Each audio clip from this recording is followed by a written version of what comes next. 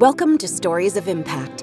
I'm writer-producer Tavia Gilbert, and every first and third Tuesday, journalist Richard Sergey and I bring you conversations about the art and science of human flourishing. This special week marks a lovely convergence of holy days for Jews, Muslims, and Christians, as well as for Buddhists, Sikhs, Baha'is, Jains, and Hindus, and those who claim no religious faith but do embrace a spiritual life, may be as inspired and uplifted by the blossoming new season as their more formally religious counterparts. Today's episode is a discussion of the intersections of religion, spirituality, and science with Dr. Kenneth Pargament, Professor Emeritus at Bowling Green State University.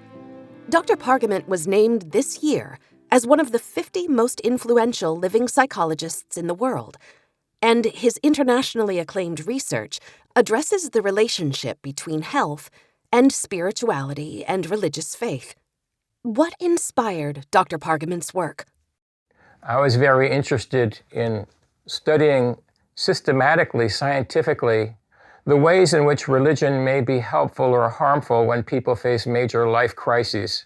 I began my research by interviewing people, by talking to people, religious people, who are going through major crises, deaths, natural disasters, divorce, injuries, and asking them, so tell me, how has your faith been involved in the way you're coping with your critical situation right now? And we were able to identify some ways of religious coping that seemed to be tied to growth and positive change. And we began to identify types of religion that are helpful to people, as well as some that may be more problematic. Science has found that there are linkages between religious involvement and better health. Literally hundreds of studies have been conducted that demonstrate that people who attend religious services more frequently experience a host of health and mental health benefits. Science goes further, though, and helps in identifying what is it about religious or spiritual life that may in fact be helpful to people. Or conversely, what is it about religious and spiritual life that may be at times harmful to people? Because we know religion has a dark side. And science says we go beyond our intuitions, we go beyond our own subjectivity about it, our own personal opinion, and we put it to test in ways that may lead to answers that surprise us. That's the key to being a scientist. Science rests on that capacity to be surprised and changed by whatever we may find. As a clinical psychologist, I'm particularly interested in trying to harness the power of religious and spiritual life to foster the health and well-being of people who are suffering. And so we don't know as yet what happens when we try to harness those critical religious and spiritual ingredients to be able to help people access them when they're going through their most difficult times. So we are, I think, at the threshold of a whole new set of studies, a whole new set of research or area of research that helps us identify and harness the potential power of religious and spiritual life for people, especially people who are suffering. Religion and spirituality do contain, I believe, gold nuggets that can be mined more efficiently and effectively and brought to bear on people in their lives. And scientists can play a really important part in that. Dr. Pargament explains that he was also moved to study faith and health because of how frequently he encountered people whose lives were threatened by substance abuse. Many simply didn't have time for traditional long-term therapy, which often involves small steps and small changes when these addicts were literally fighting for their lives. It was through Dr. Pargament's search for dramatic therapeutic interventions that his groundbreaking scientific study of religious and spiritual exercises expanded. The traditional approaches, and by that I mean approaches that try to help people become masterful, gain greater control, solve more problems. They haven't helped people when they've been facing the limits of their control, their frailty, the fact that they are going to die, Our traditional approaches have fallen short. People become more aware that something has been missing. And so people seek other solutions. I think it's not just the clients and patients that we see, but people who are practitioners, physicians and nurses and psychologists. I think they also yearn for a deeper approach to healthcare that touches on the deeper dimensions of people's lives. So we're really at the cusp of a whole new set of studies and science that might really be helpful in deepening human healthcare and ameliorating suffering and ultimately fostering flourishing. In fact, Dr. Pargament believes the science of spiritual exercises will help complete our approach to fostering human flourishing. So what can science reveal about religion and spirituality? We've been doing research on what we call sacred moments, moments that are set apart, transcendent, boundless in nature. A moment as small as 5 seconds can change the character of your life. And people can find their sacred moments in many experiences, in seemingly ordinary experiences. The notion of experiencing sacred moments, I think, is potentially transformational expression that may, for some, have life-changing implications. We've found that sacred moments in our work may have sometimes we call it un-PTSD, because these moments have the same power as PTSD, but in a positive way. They're seared deeply into the mind, and they last for many, many years, and they have the capacity to redirect and reorient people. But I think we're desperately in need of transformational methods in science and in clinical practice to foster these changes. I hope that we will be generating a body of knowledge that's going to facilitate this kind of shift. Isn't it a conflict for a scientist to search for clinical answers through the lens of what is non-quantifiable, like religion or spirituality? Science can't prove or disprove the existence of God. Science can't tell you whether one set of religious beliefs and commitments is better ultimately than another. Science can't prove other ultimate questions, such as, is there life after death? Science can, though, look at the footprints left by faith. Science can look at the implications of your beliefs and your practices, your relationships, your sacred partnerships, and look at the implications for your health and well-being. And on the basis of that, maybe suggest to you that there may be some ways to foster your spiritual life and your health and well-being more generally. What science shouldn't do is be disrespectful of religious and spiritual life. We're in no position to deride or derogate anyone's most core beliefs and practices. They're part of what make us interesting and human and alive. And science has no place in being anything other than, I believe, respectful and curious and interested to learn more. We need to come together to share our perspectives and to develop a great appreciation for religious life. And people in religious and spiritual communities need to develop appreciation for what science can offer. The territory is so rich and multi-layered and multi-dimensional. People are religious and spiritual in so many ways that no one scientist, no one practitioner can possibly grasp it. It needs to be understood and approached through multiple perspectives. So we need the perspectives of scientists and clergy and lay leaders and grassroots people. And we need people who represent different religious traditions, including people who are agnostics and atheists, all come together to try to make sense of this amazing aspect of human nature. How does Dr. Pargament define spirituality? Spirituality, I think, rests on that assumption that we're not only psychological, social, physical beings, we're spiritual beings, and that a primary motivation of human beings is a motivation for something transcendent, a motivation to experience something larger than ourselves or deeper within ourselves. And so spirituality I think of as this yearning for something sacred, yearning for something of broader and deeper value that may be, again, a very basic human motivation. That, of course, may lead to the question, well, what do we mean by sacred? And we've talked about the sacred in terms of both a core of divinity, transcendence, higher powers, however that may be understood or expressed or experienced, but also aspects of life that take on divine-like qualities by virtue of their association with transcendence. And so we can think of the sacred including things like nature, virtues, love, compassion, gratitude.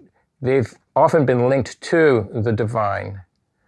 We can think of the sacred in terms of science even. We can think of it in terms of work, that our work may be more than simple jobs. They may take on the quality and character of a vocation, which offers a deep meaning to our lives.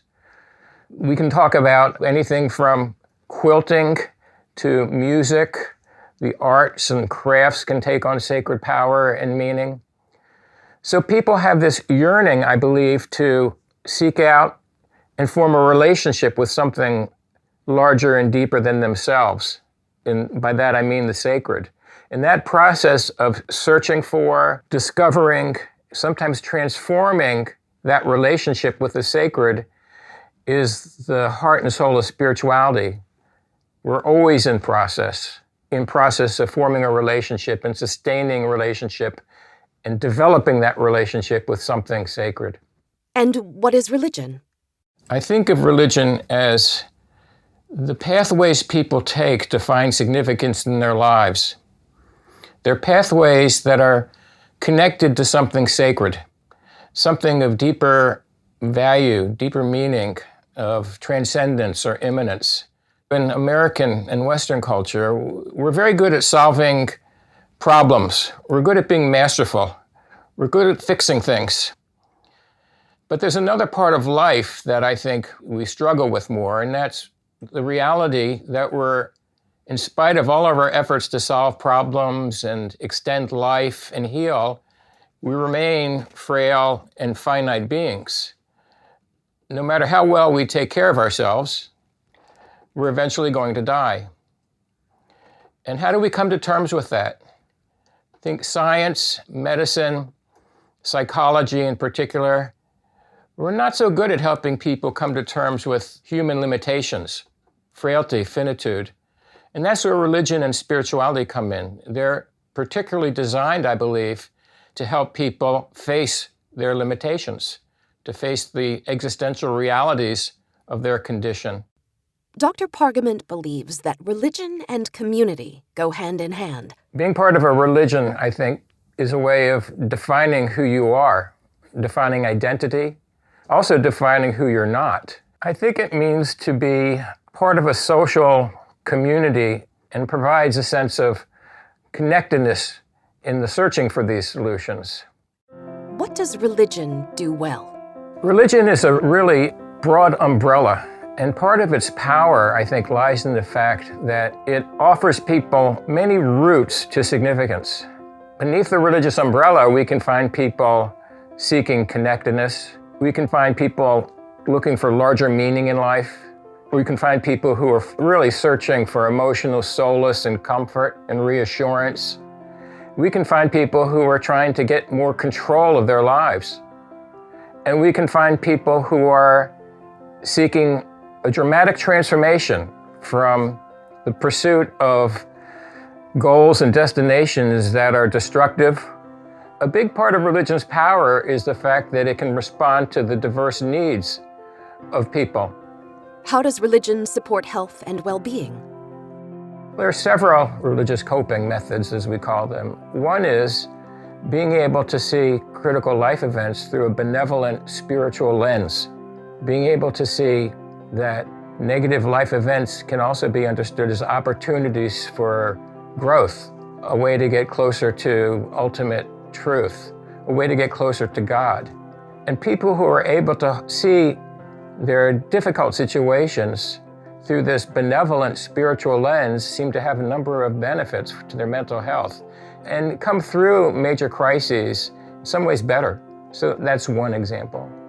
Looking to God as a partner in problem solving is another important positive religious coping method, being able to see God not as someone who takes all the responsibility away from you when you're running through difficult times, but as a partner, someone you can kind of turn to for support and guidance and solace. Religious coping methods have been tied to lower levels of distress, anxiety, depression. They've also been tied to higher levels of reports of growth, of personal change and transformation, stronger relationships, feelings that you've now found a truer, deeper purpose in life. When it comes to these ontological questions, scientists have, I believe, nothing to add. We have no exclusive position on the ultimate reality of God or the ultimate reality of religious claims. But even though we can't speak to the ultimate reality of God, we can look at what is the impact of believing in God. What's the impact of believing that God has spoken to you? What's the impact of feeling that you have experienced a miracle? We can't speak to the ultimate truth of any of these claims, but we can look at their footprints, the ways they have shaped people in their lives and their relationships, their ability to live lives of value and significance.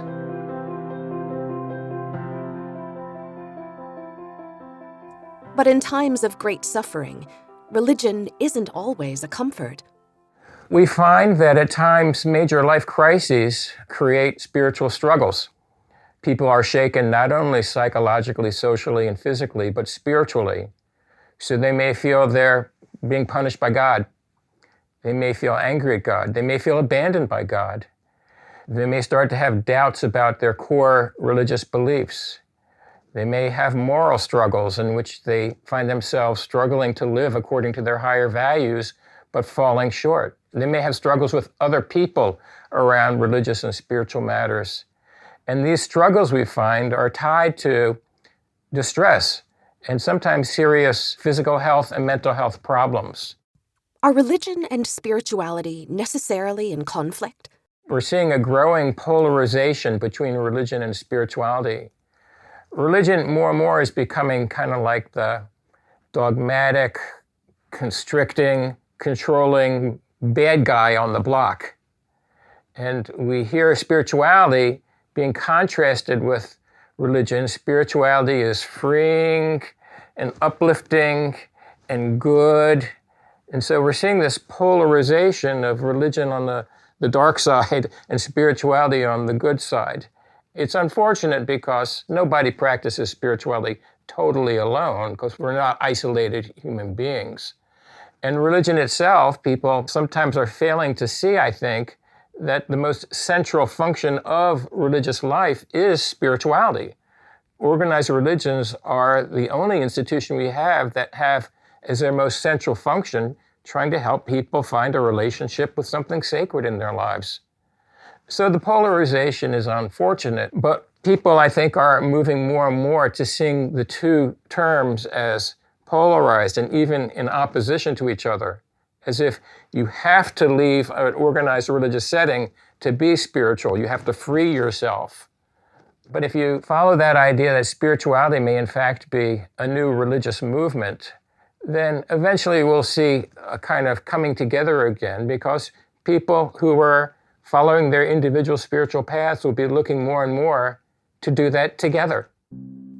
The polarization between spirituality and religiosity reflects a greater upheaval in modern life, a disruption of where people have historically sought meaning and direction. I think, at least in Western culture, we're seeing a movement away from many of our traditional institutions, not just religious institutions, but also family life, political life, kind of a shift away from being part of something larger than ourselves to being more focused on ourselves individually. We're in some ways trying to find ways to become all things within ourselves. And in some ways you could say that that's not the end stage here. Throughout history we've had religious revitalization periods where there's been dramatic change in the form and kind of religion. And you could argue that we're in the midst of that now, where people are shifting from traditional religious life to more personal forms of spirituality. And those personal forms of spirituality, you could argue that they're actually the beginnings of a new form of organized religion, because we're seeing that people with these very individualized forms of spirituality want to come together to form groups, because there's this yearning, I think, to do things as a group, as a community, as a collective. So we may be witnessing the developments of churches of the unchurched, of groups of people who are coming together to form non-traditional spiritual communities, in part because they feel like something in organized religious life has, some of the spark is gone, and they're yearning to find that spark, to find a way to fan that flame once again. So I'm not sure it's so much of a loss of religious involvement as it may be a shifting in its nature. And it may be a shifting in the language that we're using as well now, that we're now speaking much more often about spirituality rather than religion. Can disruption of historically trusted institutions be attributed to any one segment of our society? I think some of the millennials and younger people may be more deeply involved in some of these shifts, but I don't think it's limited to them. We can see people of all age groups looking for ways to find something sacred in their lives and to look beyond the boundaries of their traditional religious setting at times. In fact, the largest rising group in the United States are people who call themselves both religious and spiritual. They're holding on to some religious structure in institutional life, but they're also trying to find ways to strengthen and enhance and form that relationship with something of immanence or transcendence. People will be part of a religious institution, but they may be also involved in meditative programs or yoga or involved in outdoor nature walks. There are many ways that people seek out and try to sustain a relationship with the sacred in their lives, and they can do that in the context of a traditional religious institution, but they're not limited to that. So we're seeing people engage in more and more alternative forms of spirituality. One of the big questions is whether or not the spiritual character of these exercises adds to or magnifies their helpful value. We know, for instance, that meditation is generally helpful to people. But the way meditation has been framed in the West, it's been largely, I think, stripped of its deeper spiritual and religious connections. It's almost a mantra nowadays that you don't need to be religious to meditate. And that's true, you don't. And yet we know that meditation was grounded in religious traditions. We can find meditative forms in Buddhism, Hinduism, Christianity, the major religions. We can find examples of meditation and its roots. By removing its religious connotations and its religious connections, are we possibly diminishing the potential value of meditative methods for people? And we've actually done some research on that. My colleague, Amy Wachholz, and I looked at whether or not it made a difference whether you meditate to an explicitly spiritual mantra, such as God is peace, God is love, or a secularized mantra, such as grass is green, sand is soft. And the question is whether the spiritual dimension of the meditation, does it add power to its effects? And Amy studied this among people experiencing chronic pain and found that participants who had been trained to follow the spiritual mantra experienced dramatically greater gains in their ability to reduce their pain and tolerate levels of pain in their lives. They also reduce their dependence on analgesic medication. And so the spiritual content counts. It adds something to the power of these exercises. Whether religion or spirituality, what are people looking for? In spirituality and religion, we can find people with diverse motivations. It's not one size fits all. Certainly many people are trying to make sense out of their lives and are looking for meaning. What's the point of it all? But not everyone is meaning-oriented. Not everyone has that kind of cognitive yearning. For many people, it's wanting a connection with something, a connection with nature, a connection with other people, a connection with the larger world. And for them, this relational yearning is what's key. The relational motivation is what's really important for them. And then there are many people who are simply seeking some kind of emotional comfort in a world that seems to be so disrupted, so frightening, so chaotic. So much seems out of our control and out of our hands, and our very lives seem to be at stake. And people want to feel a sense of safety and security and comfort. It's not so much trying to make sense of it. It's more like trying to reduce some of the existential anxiety of living. I think particularly so nowadays in the midst of COVID, where religious institutions themselves were shut down. So people couldn't be part of a larger community. They couldn't be part of rituals that helped them find a way to express and experience the change that they're going through and feel part of a community of people going through this together and the strength that they can derive from that. So in some ways, we've been forced to move towards more individualized spiritualities because the organized aspect of religious life hasn't been as available. Whether we seek meaning, direction, or comfort through organized religion or a less defined spiritual practice, what does Dr. Pargament see as the through line? I think I'm much more able to kind of bridge the two languages here of psychology and religion and put the two together in ways that I couldn't have imagined initially. So to me, it's a journey to greater wholeness, but I've still got a ways to go. And I really enjoy the kintsugi metaphor.